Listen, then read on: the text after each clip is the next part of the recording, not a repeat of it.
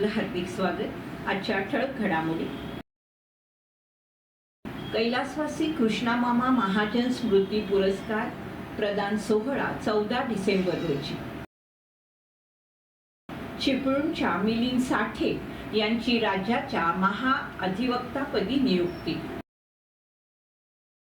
स्नेहज्योती अंध विद्यालय घराडी संस्थेला शैक्षणिक आणि उत्तमकुमार जैन यांना सामाजिक युवा पुरस्कार प्रदान। 35व्या राज्यस्तरीय तायक्वांदो सिनियर क्युरुगी चॅम्पियनशिप 2025 मध्ये रोटरीच्या विधी गोरे हिला रौप्य पदक। खेड येथील LTT इंग्लिश मीडियम स्कूलमध्ये फूड फेस्टिवलचं आयोजन। सविस्तर वृत्त।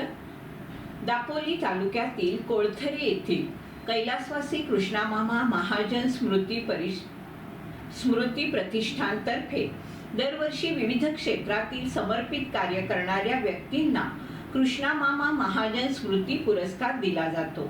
यंदा या पुरस्काराचे 14वे वर्ष असून रविवार दिनांक 14 डिसेंबर रोजी दुपारी 3:30 ते 5:30 या वेळेत दापोली तालुक्यातील दाभोळ येथील दत्त मंदिर सभागृहात आयुष्यमान भारत मिशन महाराष्ट्राचे अध्यक्ष डॉक्टर ओमप्रकाश शेटे यांच्या उपस्थितीत वैद्यकीय क्षेत्रात समर्पित कार्य करणारे व्यक्तिमत्व कैलासवासी डॉक्टर मधुकर लुकतुके यांना मरणोत्तर पुरस्काराने सन्मानित करण्यात येणार आहे।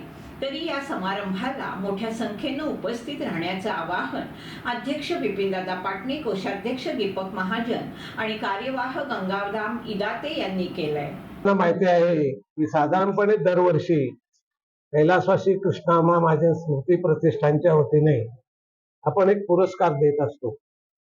आतापर्यंत दिलेले बरेच पुरस्कार आहेत, हा 14वा पुरस्कार आहे आणि ह्या पुरस्कार देण्यासाठी आमच्याकडे वेगवेगळ्या प्रकारचे अनेक माणसं श्रेष्ठ दर्जाचे येऊन गेले आहेत। त्यामध्ये आताचे भारताचे पंतप्रधान नरेंद्रजी मोदी एका कार्यक्रमाला पुरस्कार द्यायला होते। नंतर गोव्याचे माजी मुख्यमंत्री आणि भारताचे तत्कालीन संरक्षण मंत्री मनोहर पर्रिकर एका कार्यक्रमाला होते। असे बरेच महान व्यक्ती वेगवेगळ्या ठिकाणचे पुरस्कार द्यायला होते।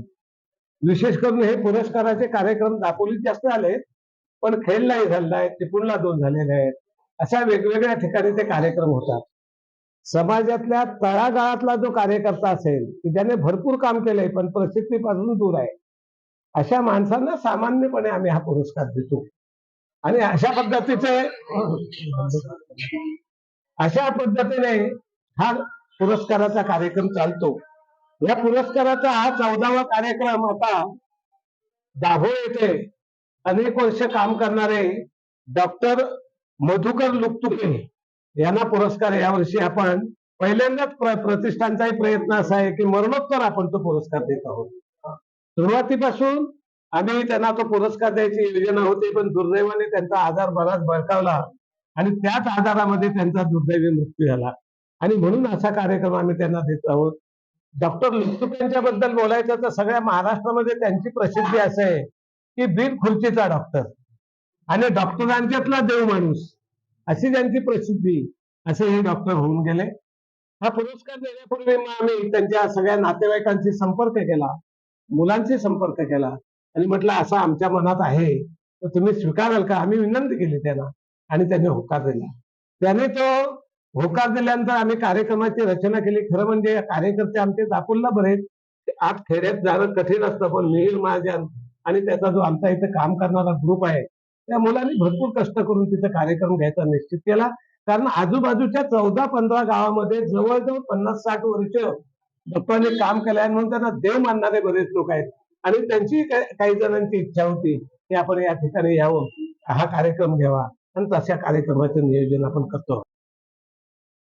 रत्नागिरी जिल्ह्यातील चिपळूणचे ज्येष्ठ विधिज्ञ ॲडव्होकेट मिलिंद साठे यांची राज्याच्या महाअधिवक्तापदी नियुक्ती करण्यात आली असून त्यामुळे चिपळूणसह संपूर्ण रत्नागिरी जिल्ह्यासाठी ही अभिमानास्पद घटना ठरली आहे।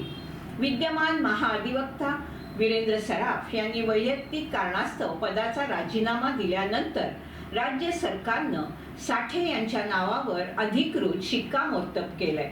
राज्य मंत्रिमंडळाची बैठक नागपूर येथे पार पडली। या बैठकीत सर्व सदस्यांचं एकमत होत मिलिंद साठे यांच्या नियुक्तीचा निर्णय घेण्यात आल्याची माहिती सूत्रांकडून देण्यात आली। हिवाळी अधिवेशनाच्या पूर्वसंध्येला हा निर्णय घेण्यात आला। आचल फाउंडेशन मुंबईचा प्रतिष्ठेचा पुरस्कार स्नेहज्योती अंध विद्यालय घराडी या शैक्षणिक संस्थेला आणि सामाजिक युवा पुरस्कार उत्तम कुमार जैन यांना भारतरत्न लता मंगेशकर ऑडिटोरियम मीरा भाईंदर येथे प्रदान करण्यात आला। यावेळी फिल्मी दुनियेतील अनेक कलाकार तसेच उद्योगपती उपस्थित होते।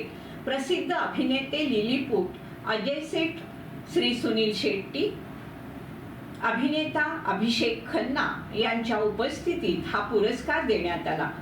स्नेहज्योती अंध विद्यालयाच्या मुख्याध्यापिका प्रतिभा सेनगुप्ता यांनी हा पुरस्कार स्वीकारला।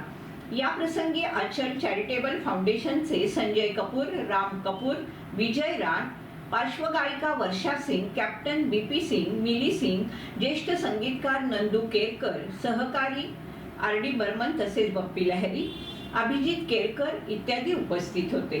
अंध विद्यालयातील विद्यार्थ्यांनी सुंदर मराठी प्रार्थना सादर केली।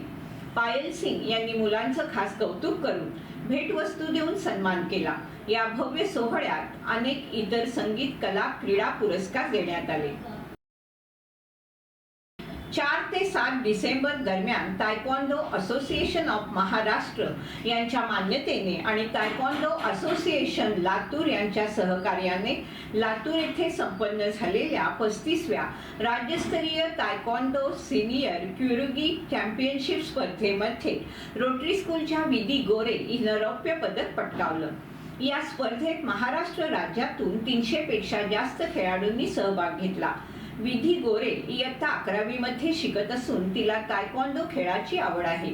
तिने आजवर 5 राष्ट्रीय स्पर्धेत सहभाग नोंदवून सुवर्ण पदकाची कमाई केली आहे। या स्पर्धेत विधीने रत्नागिरी, सिंधुदुर्ग, लातूर, बुलढाणा, सांगली, कोल्हापूर, सातारा अशा अनेक जिल्ह्यातील खेळाडूंशी लढत देत रौप्य पदक पटकावलं।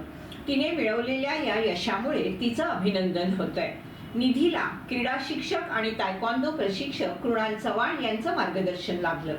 संस्थेचे चेअरमन विपिनदादा पाटणे, सर्व पदाधिकारी, शाळेच्या मुख्याध्यापिका भूमिता पटेल, सर्व शिक्षक आणि शिक्षकेतर कर्मचाऱ्यांनी विधीचं अभिनंदन केलं। नागपूर येथे आजपासून विधिमंडळाचं हिवाळी अधिवेशन सुरू झालंय। या निमित्त संसदीय कामकाजासाठी नामदार योगेशदादा कदम उपस्थित होते। नागपूर येथील या अधिवेशनात सर्वसामान्य गोरगरीब नागरिक, कामगार, शेतकरी, कष्टकरी, युवक युवतींचे हित विचारात घेऊन तसेच महाराष्ट्राच्या सर्वांगीण विकासाचे, लोकहिताचे निर्णय सभागृहात घेतले जाणार आहेत। या महाराष्ट्र विधिमंडळाच्या हिवाळी अधिवेशन 2025च्या पूर्वसंध्येला मुख्यमंत्री देवेंद्र फडणवीस यांच्या रामगिरी निवासस्थानी चहापानाचा कार्यक्रम पार पडला। या कार्यक्रमात नामदार योगेशदादा कदम यांनी सहभागी होऊन सर्व सहकाऱ्यांसोबत संवाद साधला। मुख्यमंत्री देवेंद्रजी फडणवीस, उपमुख्यमंत्री एकनाथजी शिंदे तसेच मंत्रिमंडळातील इतर सहकारी आणि आमदार यावेळी उपस्थित होते। खेड लायन्स एज्युकेशन सोसायटीच्या LTT इंग्लिश मीडियम स्कूल आणि ज्युनियर कॉलेजच्या सुवर्ण महोत्सवी वर्षानिमित्त गुरुवार दिनांक 11 डिसेंबर 2025 रोजी सायंकाळी 6 ते 9 या वेळेत शाळेचं नवीन मैदान शिवतर रोड, भडगाव येथे फूड फेस्टिवलचं आयोजन करण्यात आलंय।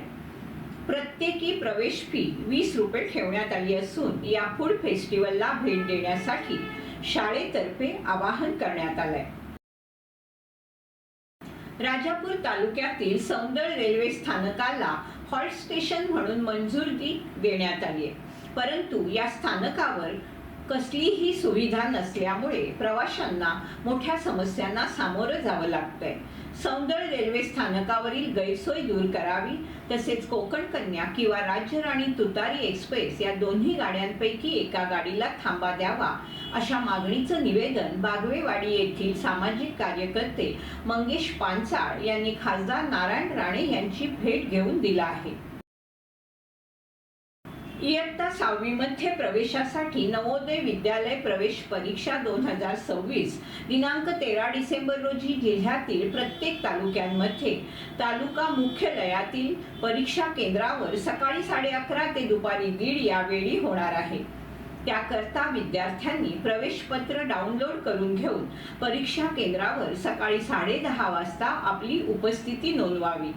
प्रवेशपत्राशिवाय कोणत्याही विद्यार्थ्याला परीक्षा केंद्रावर प्रवेश दिला जाणार नाही याची सर्व विद्यार्थी आणि पालकांनी नोंद घ्यावी, असे जवाहर नवोदय विद्यालयाचे प्राचार्य एस बसवराज यांनी कळवलंय। याचबरोबर वेळ झाली इथेच थांबण्याची। आपण पाहत रहा आपली लाडकी वाहिनी दीपवाहिनी।